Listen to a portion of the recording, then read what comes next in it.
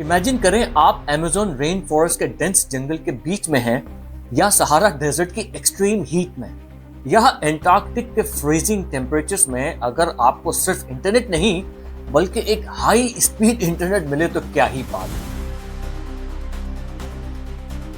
कुछ अरसे पहले तक तो ये इम्पॉसिबल सी बात लगती थी, लेकिन अब नहीं। इंटरनेट का होना आज के दौर में जरूरत बन चुका है, लेकिन दुनिया का एक बड़ा हिस्सा अब भी डिजिटल कनेक्टिविटी से महरूम है। देहाती इलाकों से लेकर समंदरों तक उन जगहों पर जहां इंटरनेट टावर्स या केबल्स का इंफ्रास्ट्रक्चर लगाना मुश्किल या महंगा है, लोग अब तक रिलायबल इंटरनेट का असर महसूस नहीं कर सके। ये दुनिया का तकरीबन 33% हिस्सा है, जो लगभग 2.5 अरब लोगों को इंटरनेट से दूर रखता है। इस डिजिटल डिवाइड को खत्म करने के लिए एक रेवोल्यूशनरी सॉल्यूशन की जरूरत थी। और अब सोचिए, अगर सैटेलाइट का एक ऐसा नेटवर्क हो जो जमीन के हर कोने तक हाई स्पीड इंटरनेट फराहम कर सके। इस तस्वीर को हकीकत बनाने के लिए अब नए तरीके अपनाए जा रहे हैं।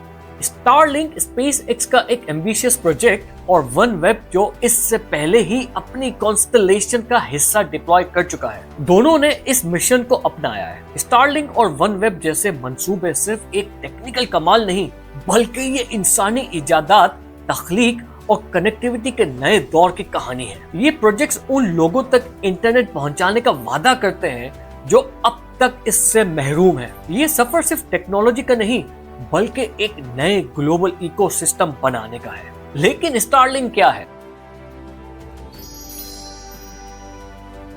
स्टारलिंक असल में एक सैटेलाइट बेस्ड इंटरनेट सिस्टम है जो जमीन के हर कोने तक हाई स्पीड इंटरनेट पहुंचाने के लिए डिजाइन किया गया है। ये बिल्कुल वैसा ही काम करता है जैसे ट्रेडिशनल ब्रॉडबैंड, जो जमीनी केबल्स के जरिए हमारे घर तक इंटरनेट पहुंचाता है, या फिर जियो स्टेशनरी सैटेलाइट्स के जरिए इंटरनेट प्रोवाइड होता है। लेकिन स्टारलिंक का सिस्टम इन दोनों से काफी एडवांस्ड है, क्योंकि ये लो अर्थ ऑर्बिट LEO में ऑर्बिट करते हजारों सैटेलाइट्स का एक इंटरकनेक्टेड नेटवर्क यूज करता है।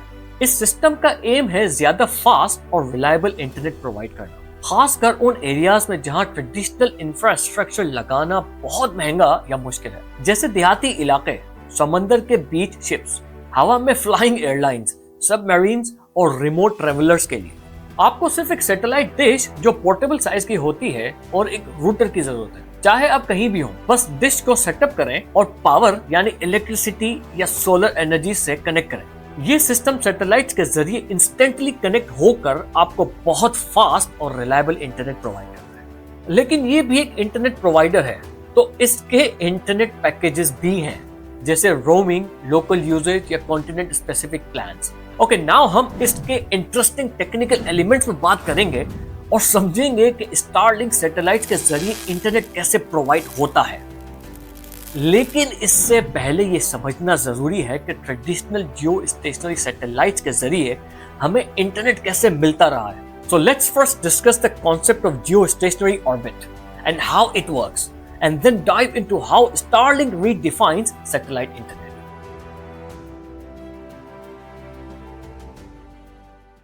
जियो स्टेशनरी ऑर्बिट का कॉन्सेप्ट सबसे पहले 1945 में आर्थर सी क्लार्क, एक मशहूर साइंस फिक्शन राइटर और इंजीनियर ने प्रपोज किया। उसने अपने research paper extra terrestrial release में आइडिया दिया था कि अगर एक सैटेलाइट जमीन के रोटेशन के साथ सिंक्रोनाइज होकर घूमे तो वो हमेशा एक ही जगह पर नजर आएगी और ग्लोबल कम्युनिकेशन के लिए यूज हो सकती है। फिर नासा ने दुनिया की पहली ऑपरेशनल जियो स्टेशनरी सैटेलाइट 1964 में लॉन्च की, जिसका नाम था सिनकॉम 3। ये सैटेलाइट कम्युनिकेशन सर्विस और टेलीविजन ब्रॉडकास्ट के लिए बनाई गई थी, जो वन वे कम्युनिकेशन करती थी। और इसने 1964 के टोक्यो ओलंपिक्स का पहला लाइव ब्रॉडकास्ट भी किया। ओके, नाउ क्विकली सैटेलाइट की सिंक्रोनाइजेशन और जमीन के रोटेशन को समझ लेते हैं। जमीन की रोटेशन, जमीन अपने एक्सिस के गिर्द 24 घंटे में एक चक्कर कंप्लीट करती है और उसकी speed almost 1670 kilometre per hour की होती है। नाउ समझते हैं जियो स्टेशनरी सैटेलाइट की सिंक्रोनाइजेशन। जियो स्टेशनरी सैटेलाइट की ऑर्बिटल स्पीड लगभग 11,068 किलोमीटर पर आवर सेट की गई है, ताकि इसका कंप्लीट राउंड भी 24 घंटे में मुकम्मल हो जाए, जो जमीन की रोटेशन के पीरियड के साथ साथ सिंक्रोनाइज यानी मैच करे। मतलब सैटेलाइट और जमीन का टाइम पीरियड सेम होने की वजह से सैटेलाइट जमीन के एक ही फिक्स्ड पॉइंट के ऊपर खड़ी नजर आती है। लेकिन जियो स्टेशनरी सैटेलाइट्स को भेजा कैसे गया स्पेस में? Let's find out. Jio stationery satellites को रॉकेट्स के जरिए स्पेस में भेजा जाता है। सैटेलाइट को एक स्पेसिफिक जियो स्टेशनरी ऑर्बिट, मतलब जमीन के एक स्पेसिफिक पॉइंट के ऊपर जो तकरीबन 36,000 किलोमीटर की ऊंचाई तक पहुंचाया जाता है, वहां ये अपने रिक्वायर्ड पोजीशन पर लॉक हो जाती है और उस रीजन के कंसिस्टेंट कम्युनिकेशन के लिए आइडियल है। लेकिन जियो स्टेशनरी सैटेलाइट्स उस वक्त इंटरनेट प्रोवाइड करने के लिए यूज नहीं हो रही थी, क्योंकि उस जमाने में इंटरनेट का वजूद ही नहीं था। इसलिए पहले हम इंटरनेट के सफर को समझते हैं कि ये कैसे शुरू हुआ और कैसे इवॉल्व हुआ। जब हम इंटरनेट की इवोल्यूशन और उसके सिस्टम को समझ लेंगे, तब हम वापस जियो स्टेशनरी सैटेलाइट्स की बात करेंगे और देखेंगे कि ये कैसे सैटेलाइट बेस्ड सिस्टम का हिस्सा बनी। Now let's talk about internet revolution. 1990 के बाद इंटरनेट रेवोल्यूशन का आगाज हुआ और दुनिया भर में बहुत सारे डेटा सेंटर्स एस्टेब्लिश किए गए। टीयर 1 कंपनीज ने इंफ्रास्ट्रक्चर बनाया जिसमें सबमरीन सी केबल्स शामिल हैं, जो एक कंट्री को दूसरे कंट्री से कनेक्ट करती है। फिर टीयर 2 सर्विसेज का रोल आता है, जो रीजनल डेटा सेंटर्स और नेटवर्क एस्टेब्लिश करते हैं। इसके बाद टीयर 3 कंपनीज जैसे इंटरनेट सर्विस प्रोवाइडर्स ISPs आती है, जो इंटरनेट को एंड यूजर तक पहुंचाती है। एंड यूजर तक इंटरनेट पहुंचाने के लिए शहरों के अंदर केबल्स या वायरलेस टावर्स का इस्तेमाल होता है। इनका मीडियम अलग अलग हो सकता है, जैसे फाइबर ऑप्टिक केबल्स या सैटेलाइट कम्युनिकेशन भी यूज होते हैं इंटरनेट एक्सेस के लिए। आई होप यहाँ तक आपको क्लियर है और अब आगे बढ़ते हैं। जैसा कि हमने पहले डिस्कस किया था, जियो स्टेशनरी सैटेलाइट्स जमीन से 36,000 किलोमीटर की ऊंचाई पर ऑर्बिट करते हैं और वहीं से इंटरनेट प्रोवाइड करते हैं। ये डिस्टेंस बहुत ज्यादा होने की वजह से डेटा को सेंड और रिसीव करने में काफी टाइम लगता है, जिसकी वजह से लेटेंसी यानी सिग्नल डिले होती है। कंपनीज जैसे वायासैट और ह्यूजनेट अपनी जियो स्टेशनरी सैटेलाइट के जरिए इंटरनेट सर्विसेज प्रोवाइड करती हैं। इनका इंफ्रास्ट्रक्चर और सैटेलाइट इंटरनेट का तरीका कुछ इस तरह का होता है। पहले ग्राउंड सेंटर जमीन पर मौजूद एक फैसिलिटी होती है जो इंटरनेट बैकबोन यानी फाइबर ऑप्टिक केबल से कनेक्टेड होती है, जो कि एक्चुअली डेटा सेंटर से लिंक्ड होती है, जहां से इंटरनेट का डेटा मिलता है। ग्राउंड स्टेशन से इस डेटा को रेडियो सिग्नल्स में कन्वर्ट करता है और सैटेलाइट तक अपलिंक करता है। सैटेलाइट ये डेटा रिसीव करके यूजर के डिश तक वापस भेजता है। यूजर के पास लगी हुई डिश सैटेलाइट के सिग्नल्स को कैप्चर करती है और उन्हें मॉडेम के जरिए यूजर के डिवाइसेस यानी मोबाइल लैपटॉप्स तक पहुंचाती है। ये सिस्टम 36,000 किलोमीटर की ऊंचाई पर होने की वजह से सिग्नल भेजने और लेने में ज्यादा वक्त लगाता है, जो 500 से 600 मिलीसेकंड की लेटेंसी का सबब बनता है। इनकी टिपिकल स्पीड 10 से 100 Mbps होती है और ये शेयर्ड सर्विस होती है। लेकिन अगर मौसम खराब हो तो सिग्नल क्वालिटी मुतासिर हो सकती है। ये इस वजह से होता है क्योंकि जियो स्टेशनरी सैटेलाइट्स का सिग्नल काफी लॉन्ग डिस्टेंस से सफर तय करके आता है और मौसम की इंटरफेरेंस से कमजोर हो जाता है, यानी रेन फीड। हालांकि जियो स्टेशनरी सैटेलाइट्स का एक एडवांटेज ये है कि 1/3 दुनिया के एरिया को आसानी से कवर कर सकती है। ये उन एरियाज के लिए बहुत यूजफुल है जहां टेरेस्ट्रियल इंटरनेट इंफ्रास्ट्रक्चर जैसे फाइबर ऑप्टिक्स केबल्स पहुंचना मुश्किल या महंगा होता है। आई होप सैटेलाइट से इंटरनेट कैसे मिलता है ये आपको समझ में आ गया होगा। Now a very important part of Starlink कैसे काम करता है, लेट्स एक्सप्लोर इट। स्टारलिंक एक लो अर्थ ऑर्बिट सैटेलाइट कॉन्स्टलेशन है जिसमें हजारों छोटी छोटी सैटेलाइट्स जो सिर्फ 550 से 1200 किलोमीटर की ऊंचाई पर ऑर्बिट करती हैं। लो अर्थ ऑर्बिट,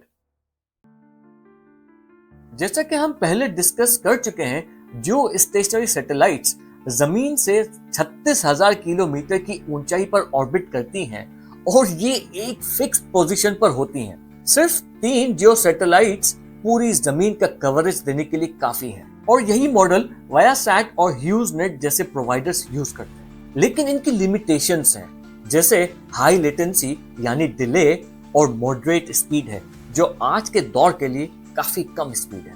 इसके मुकाबले में स्टारलिंक का सिस्टम काफी एडवांस्ड है। ये छोटी छोटी रेंज की बहुत सारे लो अर्थ ऑर्बिट सैटेलाइट्स का इस्तेमाल करता है। ये सैटेलाइट्स लेटेंसी को कम करता है और स्पीड को ज्यादा बनाती है, जो स्टारलिंक को एक यूनिक और फास्ट इंटरनेट प्रोवाइडर बनाता है। अब लेटेंसी क्या है? आप लेटेंसी को और आसानी से यूं समझ सकते हैं कि जियो स्टेशनरी सैटेलाइट्स जो 36,000 किलोमीटर की ऊंचाई पर होती हैं, डेटा सेंड और रिसीव करते हुए नेचुरली ज्यादा टाइम लेती हैं। इसी वजह से उनकी हाई लेटेंसी होती है, यानी डेटा का ट्रेवल करते वक्त का डिले। इसके बरक्स स्टारलिंक सैटेलाइट सिर्फ 500 से 1200 किलोमीटर की ऊंचाई पर ऑर्बिट करती है।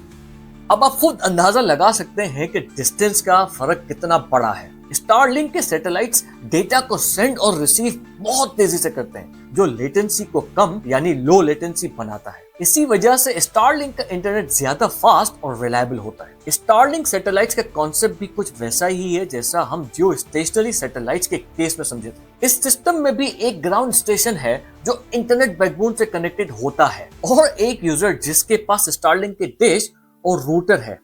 जब यूजर इंटरनेट रिक्वेस्ट करता है, जैसे एक वेबसाइट खोलना या वीडियो स्ट्रीम करना, तो इसका प्रोसेस कुछ इस तरह होता है।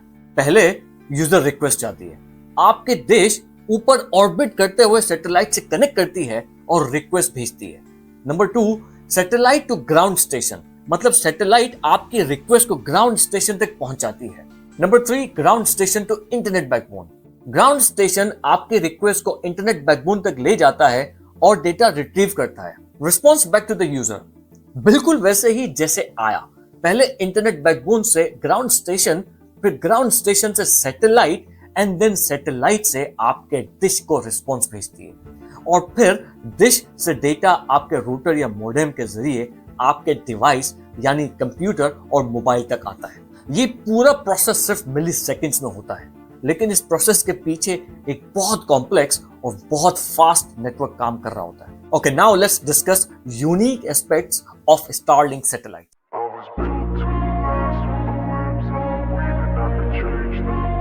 स्टारलिंक सैटेलाइट की यूनिक खासियत ये है कि काफी फास्ट रोटेट करती है, लगभग 27,000 किलोमीटर पर आवर की स्पीड से। इस स्पीड की वजह से ये सिस्टम एक डायनामिक नेटवर्क बनाता है जो हर वक्त फ्लॉलेसली काम करता है। इमेजिन करें, आप एक वेबसाइट ओपन करते हैं और उसकी रिक्वेस्ट भेजते हैं। आपकी रिक्वेस्ट सबसे पहले सैटेलाइट A को रिसीव होती है, जो उस वक्त आपके डिश की रेंज में होती है। लेकिन क्योंकि सैटेलाइट फास्ट मूव कर रही हैं, हो सकता है सैटेलाइट A कुछ ही सेकंड्स में आपके डिश की रेंज से पहुंच जाए। ऐसे में स्टारलिंक का इंटेलिजेंट नेटवर्क ऑटोमेटिकली काम करता है, आपके रिक्वेस्ट को अगले नियरेस्ट सैटेलाइट यानी सैटेलाइट B के जरिए प्रोसेस करता है। ये ट्रांजिशन इतनी तेजी और सीमलेसली होती है कि आपको कभी डिले या डिस्कनेक्शन महसूस ही नहीं होता। ये सिस्टम स्टारलिंक के डेंस मैश नेटवर्क की वजह से काम करता है, जहां सैटेलाइट्स एक दूसरे के साथ कनेक्टेड हैं और हर वक्त यूजर की कनेक्टिविटी को मेंटेन करते हैं। ग्राउंड स्टेशन क्या है? आप समझते हैं कि ग्राउंड स्टेशन स्टारलिंक सिस्टम में कैसे काम करता है और ये क्यों सैटेलाइट बेस्ड इंटरनेट के लिए जरूरी है। ग्राउंड स्टेशन एक गेटवे की तरह काम करता है, जो सैटेलाइट और इंटरनेट बैकबोन के दरमियान एक ब्रिज बनाता है।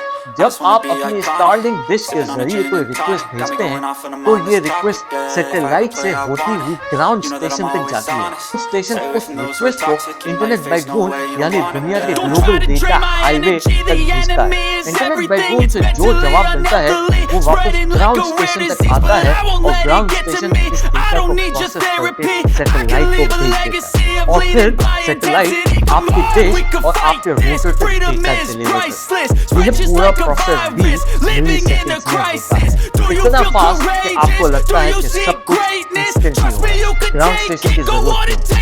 ग्राउंड स्टेशन एक ट्रांसमीटर की तरह काम करता है।